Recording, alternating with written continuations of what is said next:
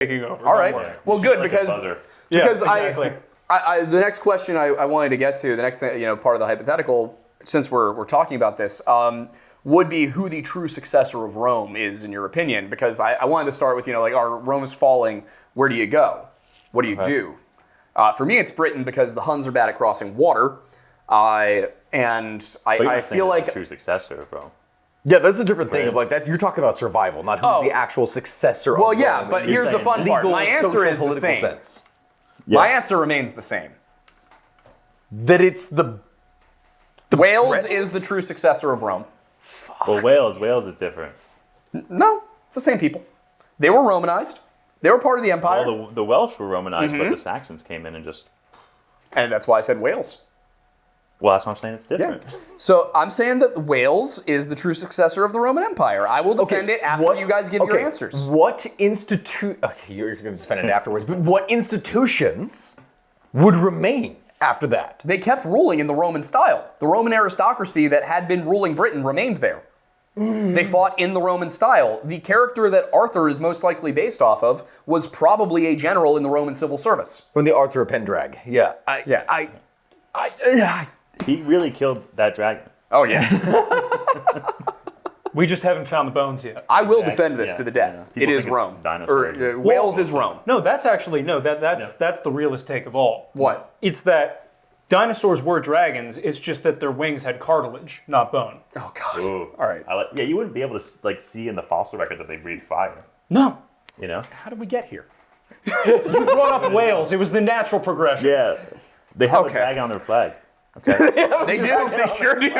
What do you expect? Yeah. We're doing free No. association. So, all right, here. no. I'm going to defend this right now, and then you guys can defend yours, because I like this answer. Yeah, So okay. all throughout the empire, citizens who were not in the military were not allowed to bear arms. Mm-hmm. The most they could have was, their axe for chopping wood. They could have their dagger for, jobs on the farm. I'm seeing why Rome fell. Well, yeah, they had a... I'm not sure where you're going with this. They did not have a Second Amendment. I'm seeing why Rome fell. Rome's biggest issue was really the fact they lacked the Second Amendment, if we're being honest here. There were no other problems. So they could have more civil wars and fight each other more? Like, you're talking about one of the longest lasting states that was prone to civil war continuously. Oh yeah, you know what would have resolved this? If we gave even more common people weapons. And I'm not saying that as an anti-2A argument. But hey, I mean, this is Rome, the people that were famous for stabbing each other in the back 50 fucking times. But hear me out.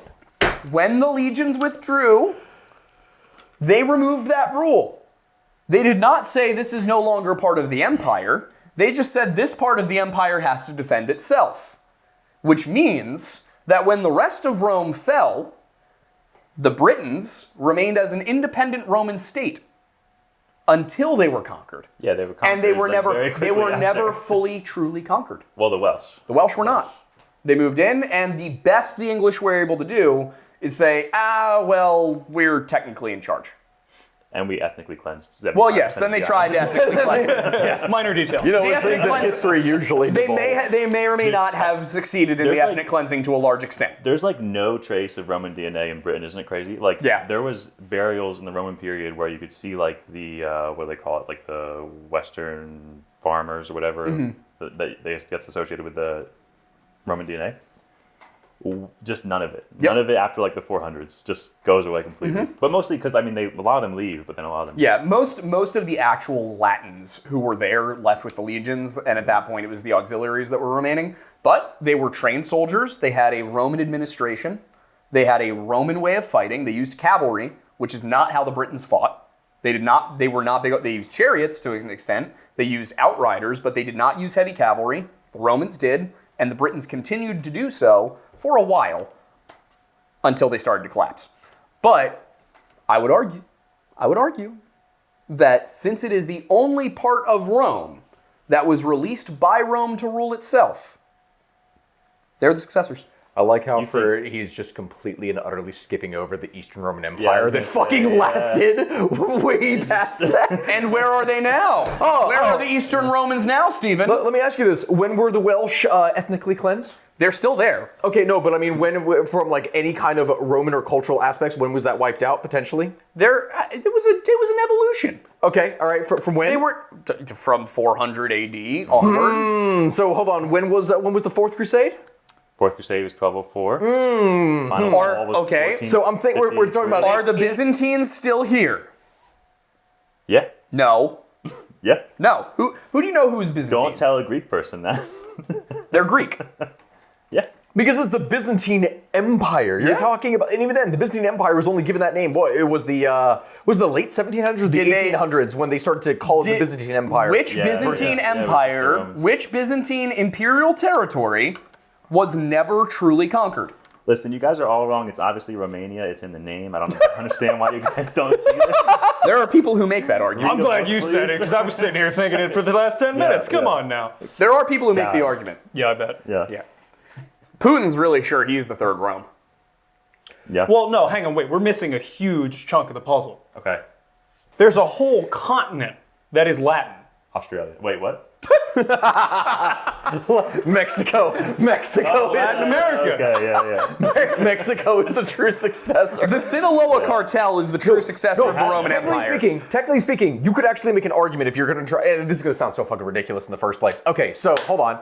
If we're going to make an argument that Mexico is the true successor to the Roman Empire, all right, I think that's a thing that we could all roll with and we could go with here. We all agree. At this point, we're going with Technically anything. A lot of them do have the name Caesar, Yeah. and that is where the salad comes from.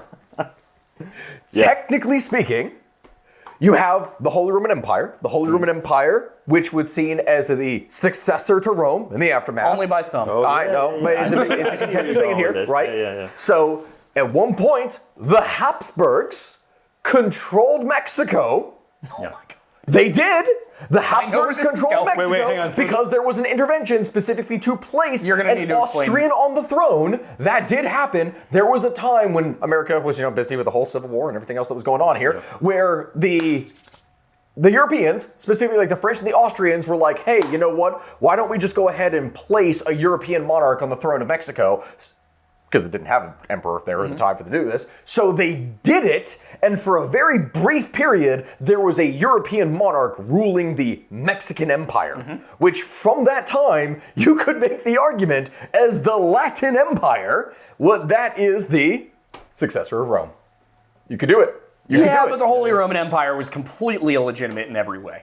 No. Here's the thing. You want to say By that point, fucking yes, it was. Yes, it It was illegitimate from the start. Charlemagne almost killed the Pope for being crowned. okay, but No. Well, wasn't the thing for Charlemagne, and even then, it's a bit of a contention. People think that the Holy Roman Empire began with Charlemagne. It did not. The Holy Roman Empire began with Otto.